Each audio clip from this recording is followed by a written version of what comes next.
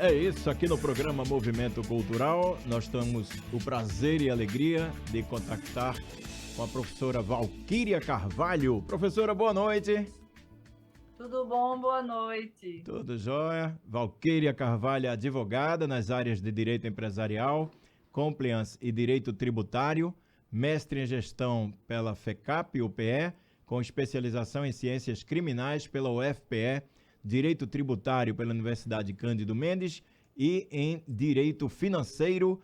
E de vez em quando ela dorme, né, professora? De vez em quando, né? Eu cheguei da faculdade agora. Pois é, sabia, pois é. Aulas de quê? Você teve aulas de quê? Agora foi criminologia. Criminologia. Eu vou lhe contar uma história porque a gente quer lhe escutar e muito. Olha aí, gente, para quem está nos observando, olha aqui, ó. O Poxa Conversa Direito. Isso aqui, meu querido amigo Henrique Lencastre me presenteou, perguntou, você quer? Aí eu olhei assim e disse, vê só, deixa eu dar uma olhadinha. Aí puxei um desses aqui, ó.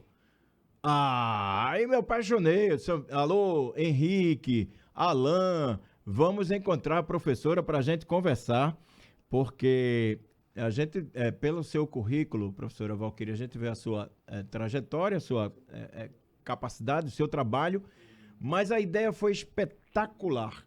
Não sei se alguém já tinha feito antes, dessa forma. Nos conte a origem desta ideia aqui, por favor. Então, primeiramente, boa noite, não é? Boa noite. Boa noite a todos. Eu acabei de sair da sala dessa turma que contou a história. Uhum. Eu estava agora nessa sala, especificamente, e disse para eles, que foi a primeira aula que eles tiveram comigo, depois das férias.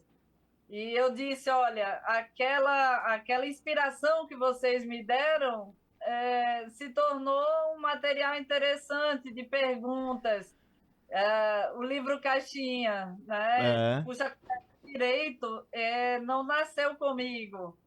Nasceu com a convivência com os meus alunos. É o que eu sempre falo, né? A gente é docente, a gente tem necessidade de puxar mais material, mais instrumento, mais fonte, né? De compreensão do que a gente ensina, no meu caso, de direito. Então, muitas vezes aquela aula engessada, ela fica muito chata e você não consegue, assim, perceber melhor o nível em que os alunos estão da percepção jurídica, não consegue pegar deles aquela essência que eles têm do conhecimento que eles trazem da sociedade. Sim. Então, é necessário você aplicar uma dinâmica para eles ficarem à vontade, falarem coisas que estejam na mente deles. Então, foi fazendo essas perguntas que nasceu. Professora doutora Valquíria, seguinte, eu puxei 3 aqui, que eu adoro isso aqui, isso é super legal.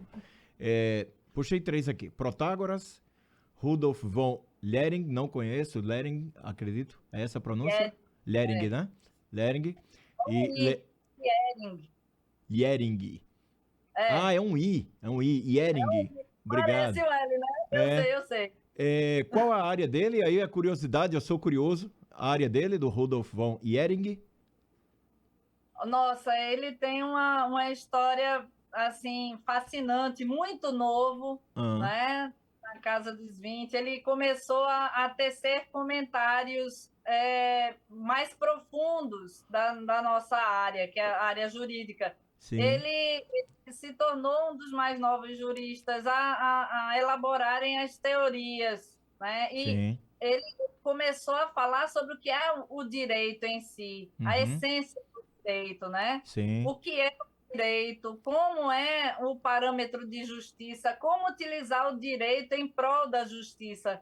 Ehring, ele foi um precursor do que é o estudo do que a gente pode entender como justiça. Sim, espetacular. Os outros 2 aqui, o Yering, eu não conhecia, mas me chamou a atenção o seu texto aqui sobre ele, a sua provocação sobre ele. Os outros 2 aqui já são um pouco mais próximos. Protágoras, né? Sofista lá da Grécia Antiga, e Maquiavel, da filosofia política, conhecidíssimo, aliás, lembra que o meu querido professor Zé Nivaldo Júnior, um grande abraço, um livro fantástico, né, Viajando sobre Maquiavel, grande professor Nivaldo, um abraço. Aí é o A seguinte... política tem que gostar de Maquiavel. Pois é, professora. Aí é o seguinte, eu sei que o direito ocupa quase que todo o seu tempo, mas como realizar essa síntese de pensadores tão distintos, né, de áreas tão distintas e trazer para o campo do direito? Acredito que, lógico, óbvio, o seu cabedal cultural também conta para isso, mas deu um pouquinho de trabalho, né? Sim, é porque é o seguinte, para mim não teria uma utilidade fazer um material de direito que fosse normativo. Vou falar de lei, vou falar de norma, vou falar. Então, isso não traduz a essência do direito. O direito ele é discutido. Se eu estou fazendo material para discutir o direito, seria muito melhor pegar a essência filosófica. O que é o direito para você? Se você criasse uma lei hoje, seria com que teor? Dentro da área de saúde, o que você pensaria num projeto de lei interessante para o país? Então, são questões que trazem mais assim um estudo social, sabe? Eu tenho que beber dessa fonte social, eu tenho que procurar saber o que a sociedade pensa.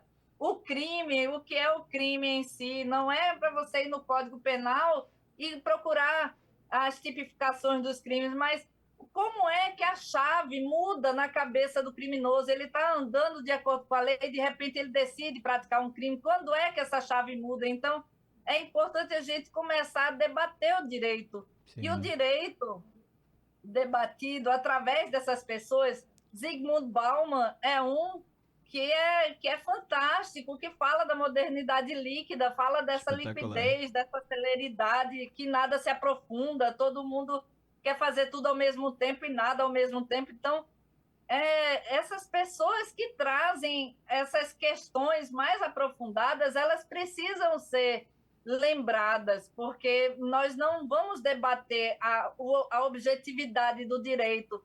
O direito sob a sua perspectiva e a minha, de pessoas que são formadas em direito, pessoas que não são. No doutorado em direito, nós podemos debater isso, mas nas escolas, as crianças podem dar a noção que elas têm de direito, porque elas têm uma grande noção de direito.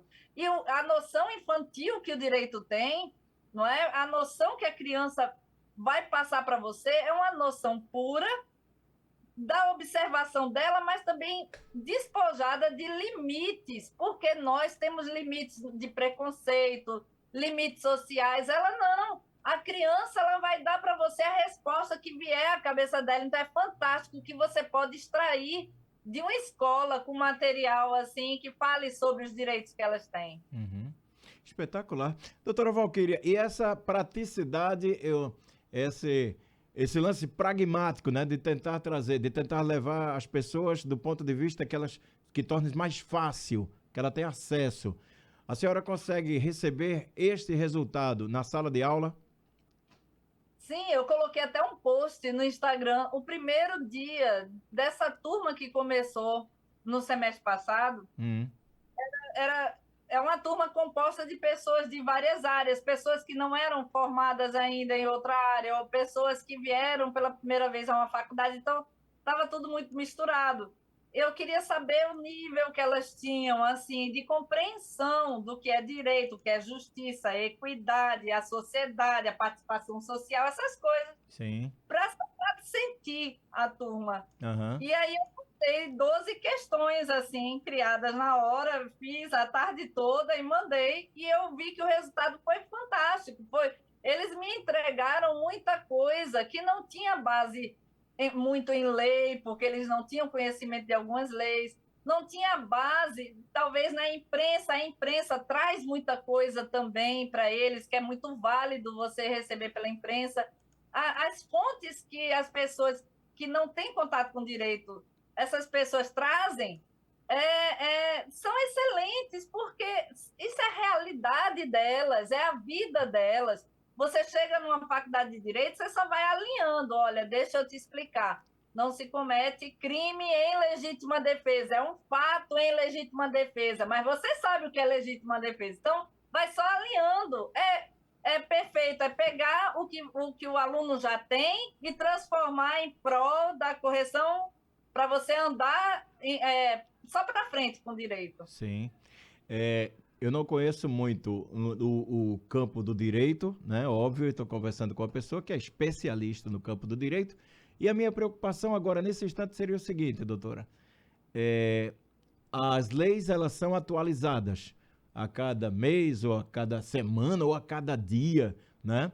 Os livros são lançados nas editoras, a senhora deve estar trabalhando, os alunos, não sei, com livros de 3 anos, sim, né? Isso é atualizado. De 2 anos.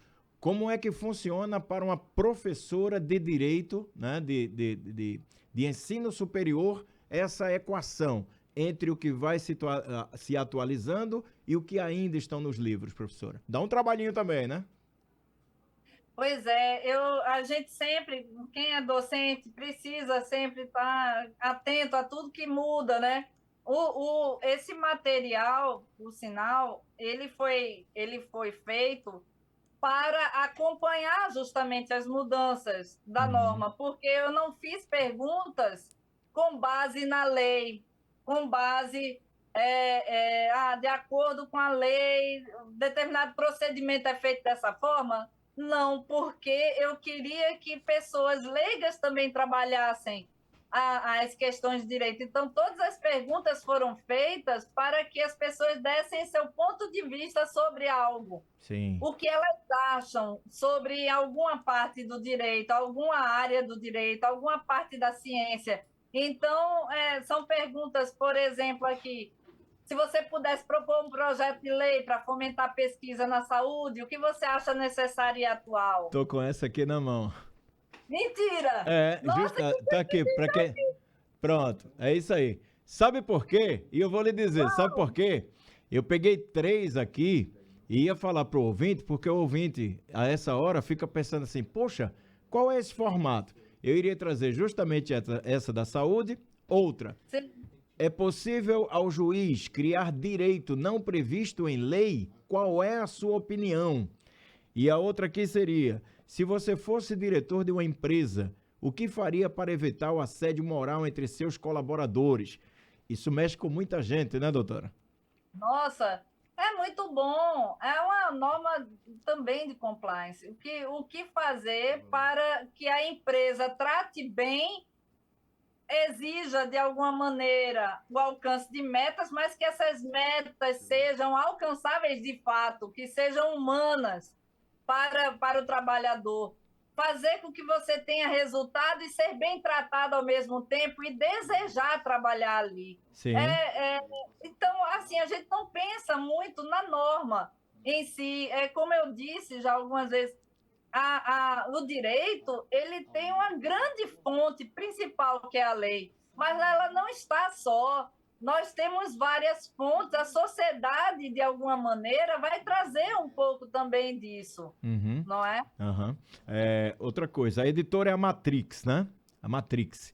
Excelente editora. Pois é, eu queria que a senhora falasse como foi, porque é um formato diferente, não sei se a própria Matrix já havia trabalhado com esse formato, e como é que se deu todo esse namoro até chegar a esse casamento com a editora?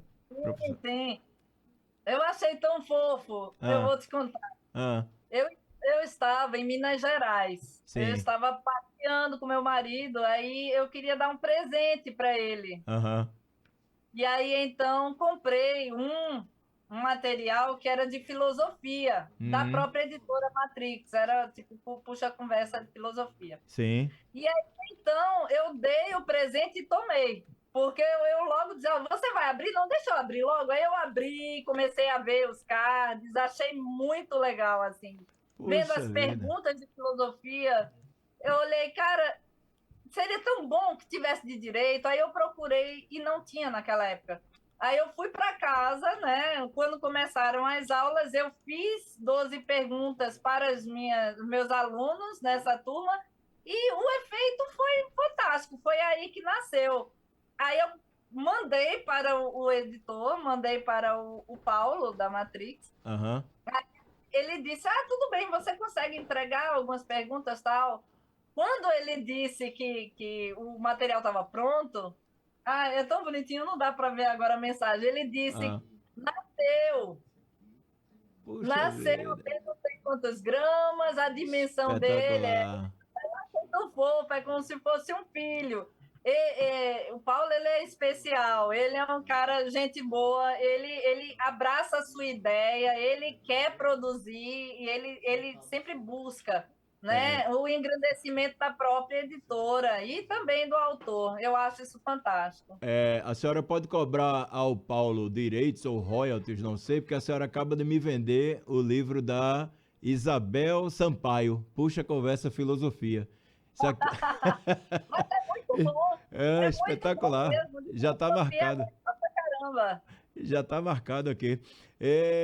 Me diga uma coisa, onde nós encontramos, aliás, puxei aqui nos sites a nível nacional, né, professora? Sim, sim. Você encontra, onde você encontra? Sim, sim.